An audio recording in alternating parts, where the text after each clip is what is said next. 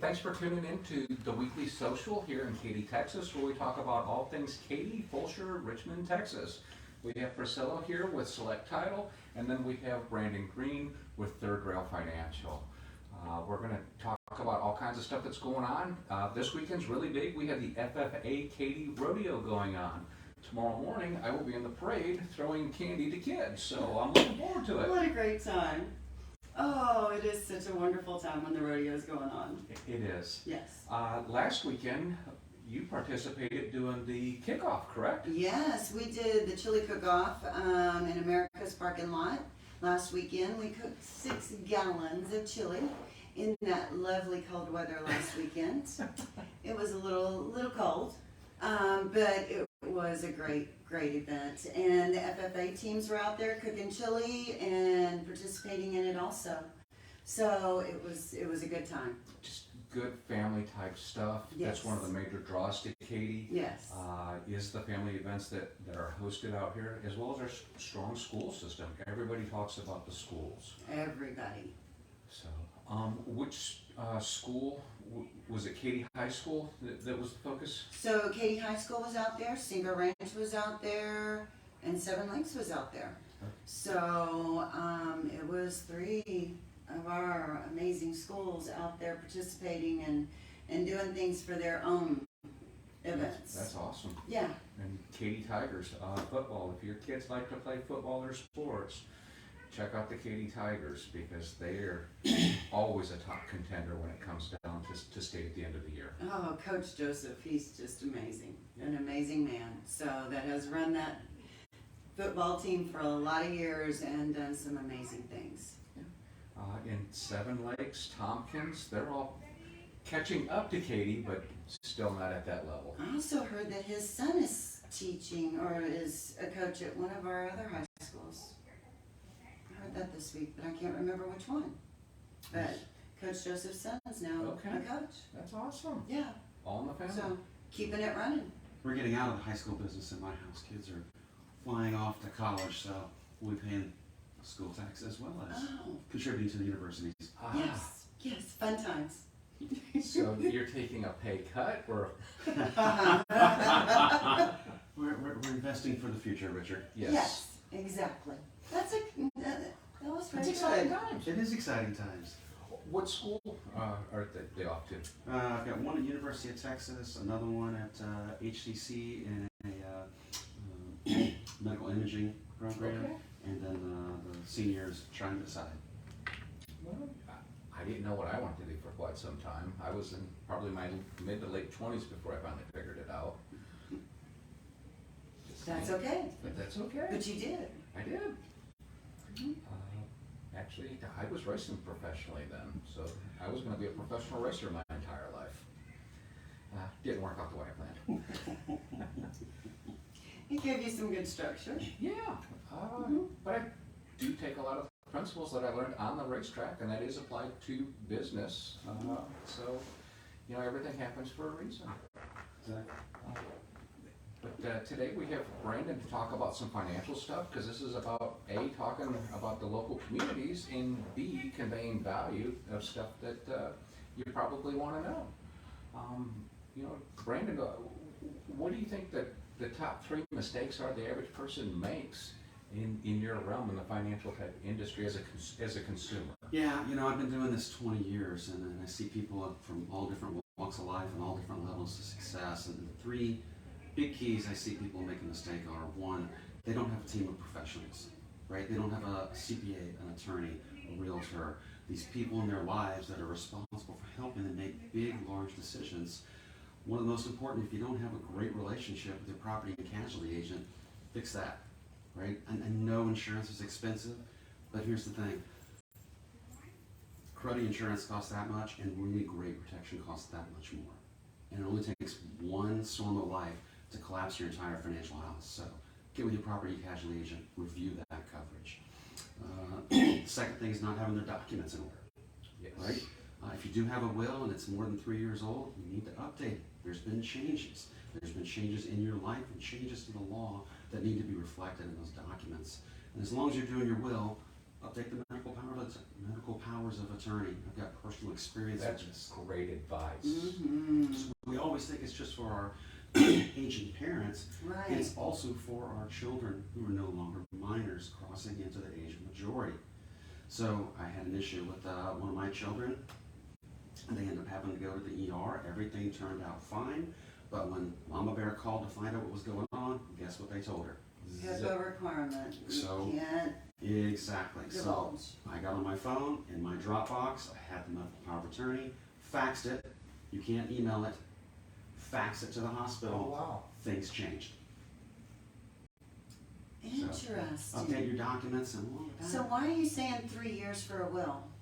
That's what attorneys recommend. Every 3 to 5 years, update it because You there's probably bought more stuff, right? you bought more stuff. Things have changed with your kids, like we just talked about. Yeah. You might need to have a discussion with your aging parents, and then legal things changed. In Texas, recently there was some changes to the laws relating to powers of attorney. Of course, raise my right hand. I don't practice law. Right. Yes, Okay, none of don't us make me- do. I don't prepare taxes. Right, exactly. But I know this. You need to have that pro on your team, right? And then the last thing is not getting started. Hope's not a plan. People bury their head in their sand. They think that they're immortal. Yes, They're gonna be here forever. yes, And then when something happens, it's too late. yeah, No, that's, yeah. and it's amazing how many famous people pass away that don't have wills. Elvis Presley, Wow. Prince. Yeah, Prince. So, but here's the thing. Even if you don't have a will, you actually have a will. It's called dying intestate or without a will. And when you die intestate, you follow the laws of the state, which means a county representative is assigned to deal with your assets versus your friends and family that you've named in your will. So, get your own will. Yeah. And we call that. So it probate. happens for you, what you want, not what somebody else wants. More than likely, you want to be in charge of where your money and your children go. Makes sense. Makes sense. Wow. Good points. Because we deal with all that every day. Every day. Oh, yeah. Heirship affidavits, title issues, you name it. Mm-hmm. It's amazing how all of a sudden everybody comes racing in to figure it out. Yeah. And they had 20 years to get it resolved. But with that time that went by, it just got bigger and bigger and bigger. Well, like all of us, we don't want to face those things, you know, that something's going to happen. Right. I don't want to face it. So, but like you said, it is very important, and it can, you know, take a lot of the after effect off of people and family and things if all that's in place. Well, and it's interesting, one of the largest areas of growth in estate planning is digital estate planning, right? So if somebody passes, if you have a lot of content with Amazon, for example, you don't own that content. That's called a life estate. So if I grant Richard the permission to use my ranch for my life, then when I pass, he no longer has access. Right. It's similar with digital content, right? Okay. Now, a husband and wife probably know each other's passwords, or maybe they don't. So a master list of those passwords and location of content is vital. And that's all part of processing your estate plan. Wow. So talking about that, I don't know what I was doing in my iPhone, the other day, and you can actually, it's like a QR code or something you give to your kids so that if something happens, they're able to access your phone. So they can unlock a locked phone. Right. That's cool. So when I sent that out, of course, they were like, okay, what are you telling me? But, you know, that was a great thing to know that, hey, you can get into my phone, which, you know, like all of us, that's where we live and have access to a lot of things in our lives. That's the vault. Yeah. It's the treasure map. Right. Yeah, it is. So that did give me some peace of mind. That's another great piece of advice for people to take Yeah. advantage of and to share with their. But it's in the Family settings friends. of the iPhone. I don't remember where, but it's in there somewhere. Interesting. Yeah. I didn't know that. I didn't either. So what else is going on in the financial world, and good stuff is coming our way? Well, markets do what markets do. I always tell clients, we don't manage returns. the markets do what they do.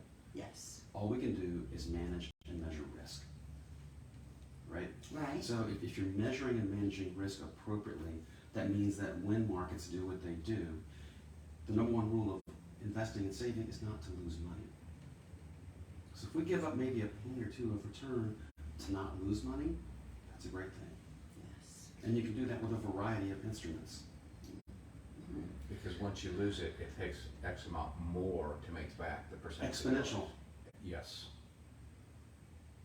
Exponential. So if you lose 30, I believe you have to get 43 point something to get back just to even. Just to break even. Mm-hmm. Wow. Good point. And I haven't heard somebody in your industry say that, you know, because they're always talking about, you know, market changes and you're going to lose some, you're going to win some, and it balances out. So you have to understand that financial institutions are in the business to turn a profit, right? Right. And their rules are give us as much of your money as you can, on time and regular, and let us hold on to it for as long as we can. And these myths get sewn into the fabric of our communities, and we hear things like, I'm going to retire in a lower tax bracket. I need to max out my 401k. Friends, 401k is not a retirement plan. It's a section of the United States tax code wrapped around the investments that you choose inside it. That's true. That is true. Wow, never thought about it that way. And that's all pre-tax money. So here's the question. If everything you own is inside of an account that's never been taxed, what's your exit strategy? You don't know. What are taxes going to be when you retire? That's the problem. So I would argue it's not a tax deduction when you put it into like a 401k, IRA, SEP, any government-sponsored plan. It is a tax postponement. Okay. I'm not saying don't do it, just realize you're kicking the can down the road for not just the tax payment, but also the tax calculation. Yeah. That makes Understand sense. fundamentally what you're subjecting yourself to versus opening it up at the end and going, oh gosh. Right. Mm-hmm. So people ask us all the time, what do? I think really what we do best is show people the difference between income and cash flow in retirement. Because my whole industry, it works this way. Richard, come in, tell us about your goals, and yes, we're going to get you to your number. We're going to get to some pile of money. Mm-hmm. Okay? If we climb Mount Everest, is the goal to get to the top? Or is the goal to get to the top, take pictures, and survive the descent and show our family? Nobody's talking about distribution. How do we get the money out? How do we make sure that if we run out of account, we don't run out of money? And so these are the planning questions that we like to sit down with clients and figure out, how do we distribute income as efficiently as possible, paying the least amount of tax on a legal basis? That's very powerful stuff. Very. Well, it takes extra time, which is why a lot of people don't look at it. And there's no single swipe of the pen answer for this either. Everybody's different. There's about 4 or 5 places in the tax code that support tax-free distribution, and they're not appropriate for everyone. They're very appropriate for some, and sometimes in certain proportions. The key is just to take a look at the data, analyze it, and then review. Well, figure out their goals, what people are trying to truly accomplish, because my goals are probably totally different than yours, Right. and yours Right. as well. And then, you know, I guess, you know, a lot of times when the kids going off to college and stuff and they're, you know, they're trying to figure out how to budget their money, you know, that's not taught in school anymore. And it's not taught, you know, how the amortization works and how if you start at that young age Balancing and a checkbook. putting things away and what it does to you in the long run, for you in the long run rather, and it makes such a difference when you start in your 20s and you actually start putting that money away. Pay yourself first. Yeah. They don't teach you that. Mm-mm. You should always pay yourself first. Yeah, but why did they take that out of the schools? Why is that not important anymore? Because we're in the digital world? I think that's maybe an after 5 discussion. Okay. Okay. All right. I would say there is a reason. Okay. Yeah. Okay, I'd like to hear that. Well, I think bad credit's by design. I mean, here's an idea. Your kid goes off to college. The first day of college, what are the banks doing? They're giving them $5,000 credit cards knowing that they're unemployed. Exactly. That's the craziest thing in the world. So they get the bumps and bruises by design, so they have to pay higher interest rates by design for X amount of years. It's win-win Yeah. for corporate America. So to me, the key is then, just look at the wealthy and do what they do. This is a remarkable time for affluent individuals. They will make more money during this period than probably the next 4 or 5 years, because they have the resources to capitalize on opportunities. Correct. Right? Exactly. They are taught from a young age to accumulate, spend, and pass on tax-free dollars. What are we taught? Max out your 401k. Yeah. Right? Right. Save everything you can on a qualified plan, pay off your mortgage, and retire in a lower tax bracket that doesn't exist.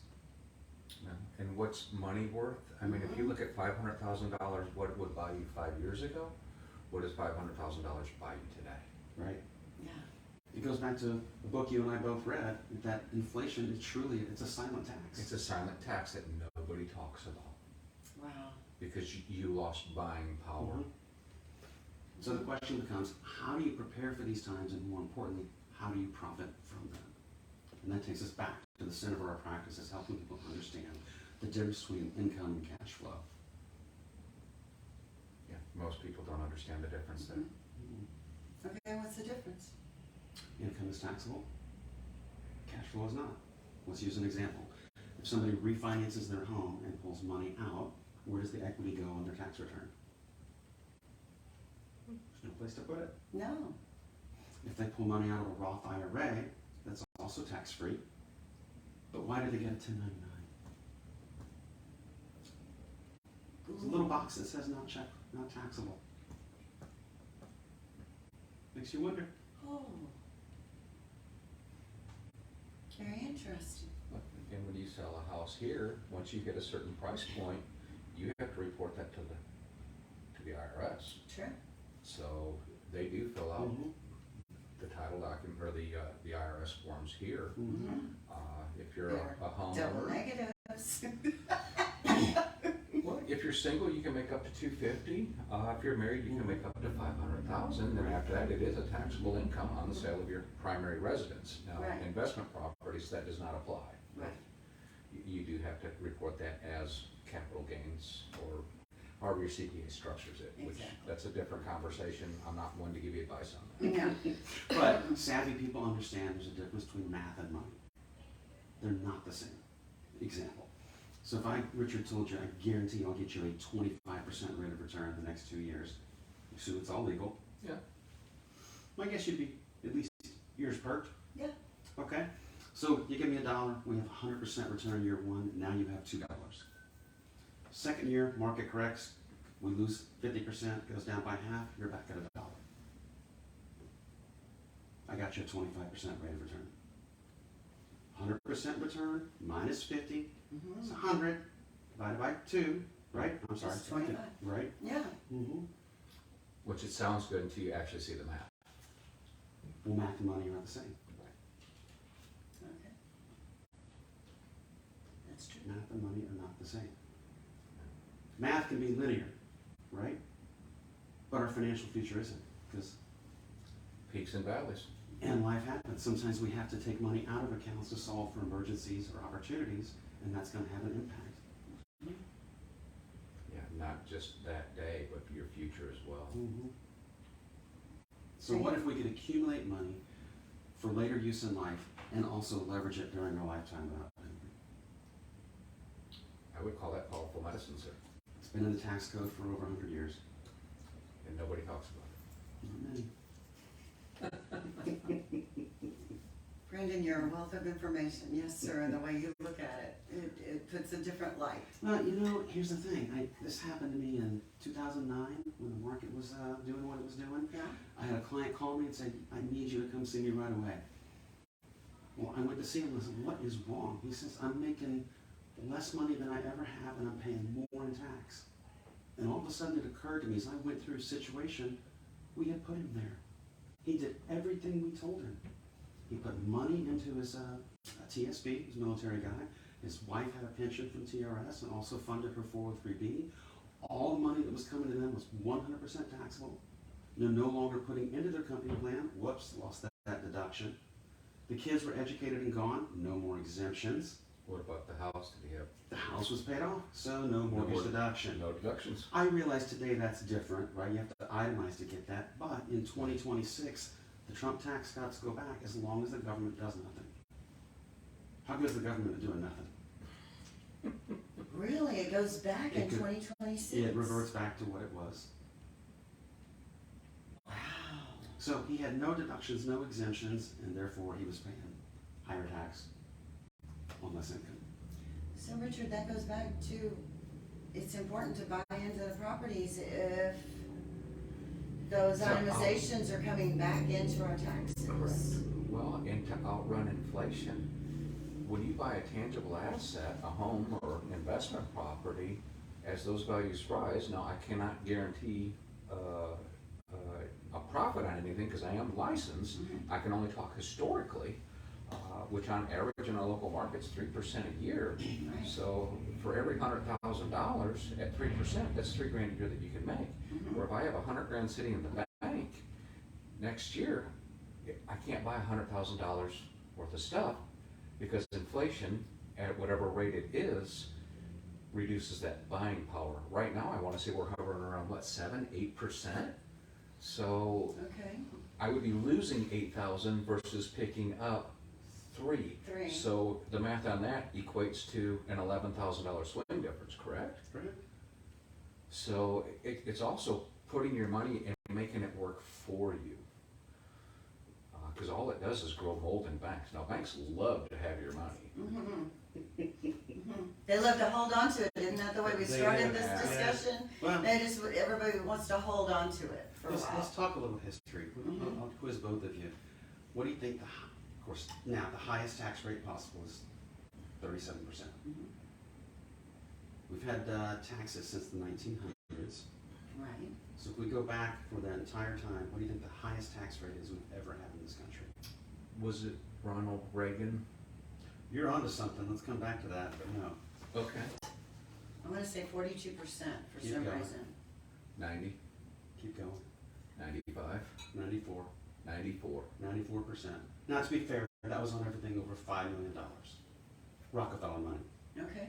But fast forward a few years, when Ronald Reagan's making movies, Right, Goes to that's what I was referencing. 92 on everything over $200,000. So that's why he would do 1 or 2 movies. Once he made that X amount of money, he'd quit for the rest of the year because it didn't make sense. He's working for free. But here's the irony. So he gets in office and we change the tax code, right? New president, new tax plan, 28% was the top tax rate. Okay. Not bad. No. They took Yeah. in more money than ever because the other lever that no one thinks about in retirement is tax bracket.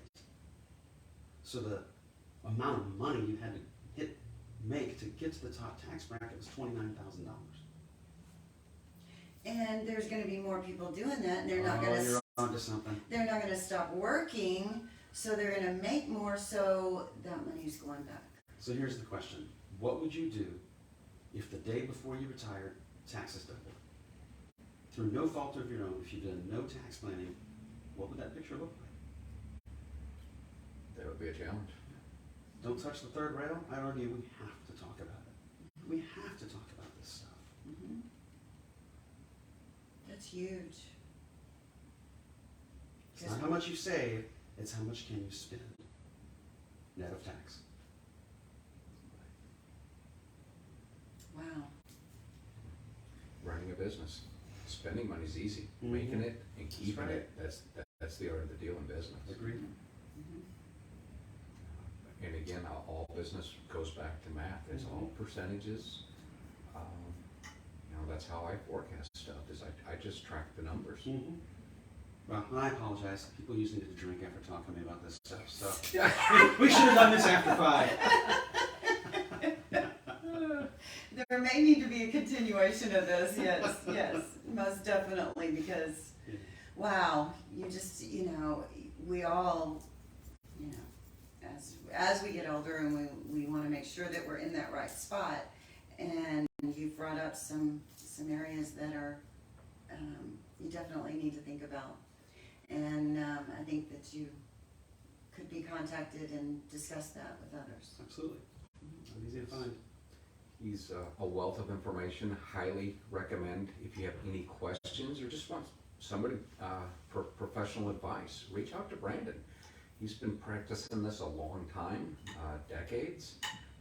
He's revered as one of the top in the Houston land area. So, Well, and half of what we do is cleaning up other people's messes or referring back to other professionals. you take the carnage, you sift through it, you give them the roadmap. Mm-hmm. Yes. Kind of sounds like a real estate transaction. Yeah, doesn't it? right. But there's hope. Look, in the world of planning, there's no planning, there's some planning, there's needs-based planning, there's financial planning, and then there's planning for maximum potential. This kind of topic that we've talked about. How do we coordinate everything together? Because most people's financial life looks like a kitchen drawer. But it's true that everything affects everything. So if we can not just look at accumulating wealth, but understand how we're going to distribute that in retirement with maximum tax efficiency, and if I catch people early enough, sometimes I can retire them with a third to half what traditional planning says we need. Wow, that's huge. If we don't have to deal with tax. A great deal. And I'm not saying don't pay your tax. No. I'm just saying once you pay your tax, where you put that money afterwards will forever determine how and when you're taxed again. Yeah, that's huge. Wow. That's a lot to think about. But you need that professional that knows that, so you're not thinking about it and trying to figure it out, and you have somebody to help you along the way. Yeah, he does the financials. You still need to have a good CPA. You need to have a good attorney to oversee everything.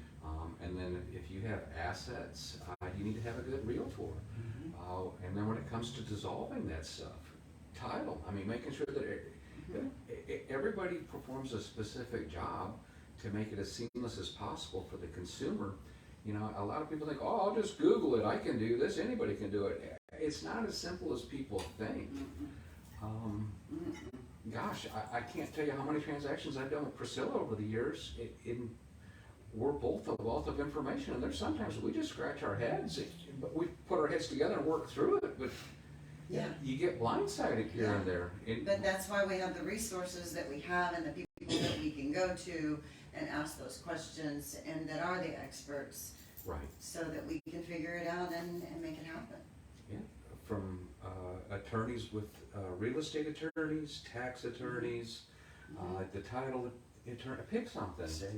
Estate, yes. I mean, there's lots of moving parts throughout life. It's a cycle of life. You can't just click an order and Google it and come up with the solutions. You're going to find stuff. I don't discredit that. Right. But is it truly what you want and need? So you have to have that human element. You need to have the professional with the boots on the ground, the knowledge, the wisdom that can help guide you through this. And 9 times out of 10, it's cheaper than if you try to do it yourself. You'll come out way ahead. Somebody that knows how to prepare those documents and do those things, like, you know, the internet's a wealth of knowledge, right? And people think they can do that, and then we come across, we're opening title and looking at that legal description or how a deed has been recorded or has been filed on a property, and it's not right. So then we've got to go back and make changes and corrections and get it to where it needs to be so that we can move it on down the road. So in the long run, those things usually cost you a little more. And the average consumer is not going to know how to maneuver through that. They're just not. Case in point, a week or two, I called you and said, hey, in this legal description, it says life estate. Priscilla, have you ever seen that? No. No. No. We're like, why would it be in the legal description? It didn't make sense. Yes. And then I'm calling the listing agent to find out, hey, do you know that it says life estate in the legal description? What? So then that opens up another can of worms. Can you even sell the property? Because if it's a life estate, it reverts back to whoever granted it. Right. Right. Oh, and then he called me about another interesting way to do a property, handle a property sale. Crypto. Yeah. had somebody that wanted to buy it in crypto. Can we do it? We're still working through that, so You hopefully know, within the next month or so. Crypto has to be exchanged, and then it's exchanged into funds, and we can close it. That's a So new one it's on there. not exactly Me too. crypto, it's, it's got to be exchanged so that they show the money in their account and we can close. So hopefully we get that on the books here in the next month or two. So, If anybody has any further financial questions, what's the best way that they can reach out and connect with you, Brandon? Call me, 713-256-1154, or you can send me an email to bgreen@thirdrailfinancial.com. All right, well, hey, thanks for tuning in. We'll see you guys next Friday.